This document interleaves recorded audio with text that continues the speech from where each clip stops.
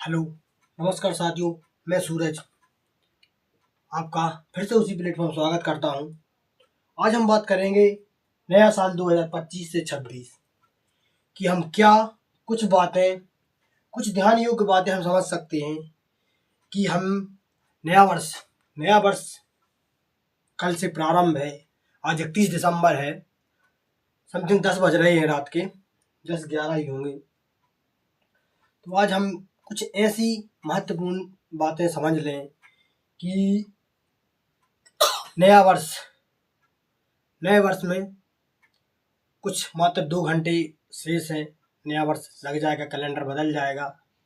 क्यों ना कुछ ऐसी बातें समझ लें हम कि कैलेंडर के साथ साथ थोड़ा हम और आप में भी परिवर्तन हो। हम और आप में परिवर्तन होना मतलब ध्यान देने योग्य बातें।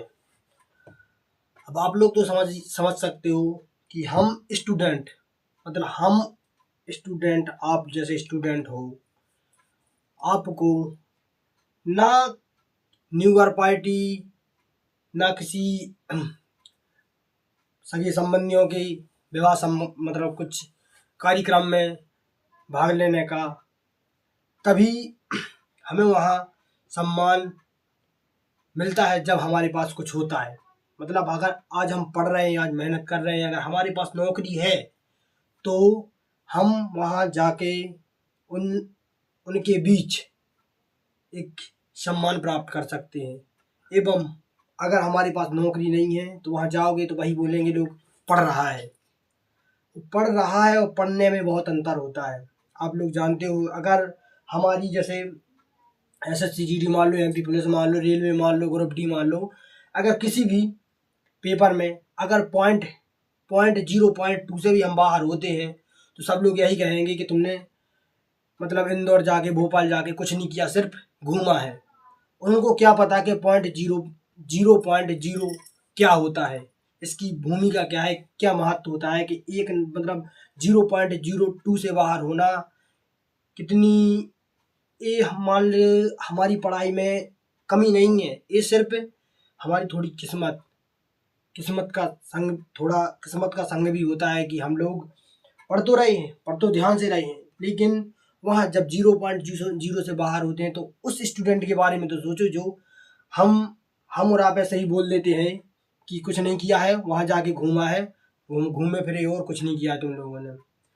ये तो सिर्फ चंद लोगों की बातें होती हैं। जब अपने लोग इस बात का ताना देने लगते हैं, तुमने वहाँ जाके क्या किया, मिटाया घर से पैसे डलवाए, क्या पता तुम्हारे माता पिता किस भूमिका से तुम्हें पैसे डाल रहे हैं। इसलिए मैं आज इस सलाह या 31 दिसंबर, इसलिए मैंने सोचा कि थोड़ा सा क्यों ना एक वीडियो के माध्यम से कुछ लोगों को या बच्चों के बारे में समझाया जाए कि हमारे लिए न्यू ईयर हॉल जो भी जितनी भी प्रकार की छुट्टियां होती हैं, दीपावली, मकर संक्रांति, नवमी, नवरात्रि, ये हमारे लिए तभी महत्वपूर्ण रहेंगी जब हमारे पास एक नौकरी होगी, एक आय का जरिया होगा।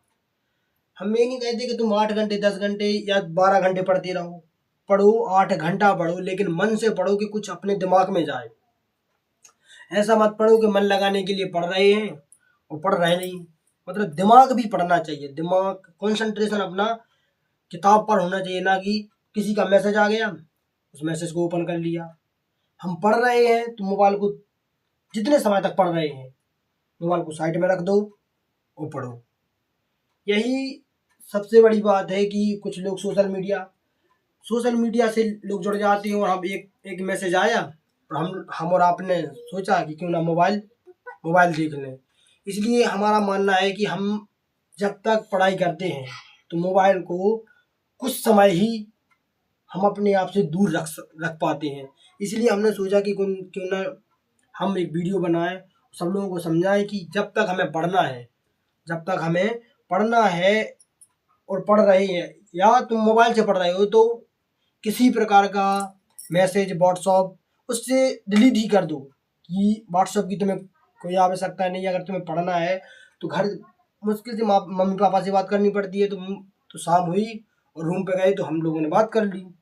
जैसे व्हाट्सअप, इंस्टाग्राम, फेसबुक, इन सब की कोई आवश्यकता नहीं है, क्योंकि जब हम तो छोड़ो, आप लोग उस दौर में देखो जिस दौर में महात्मा बुद्ध भी हुए होंगे, उन्होंने उनके सामने तो मतलब अगर वृक्ष का पत्ता पीला हो गया या 4 पत्ता पीला हो गया तो उस पत्ते को निकाल लिया जाता था।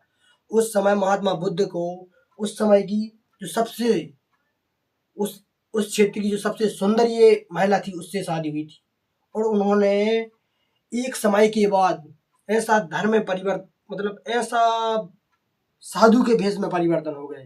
उन्होंने अपना परित्याग कर दिया और उन राज देव सोच लो, राजा का पुत्र था, राजा का पुत्र था, तो उसको अपने आप ही कुछ ऐसा लगने लगा कि मैं एक राजा का पुत्र हूँ।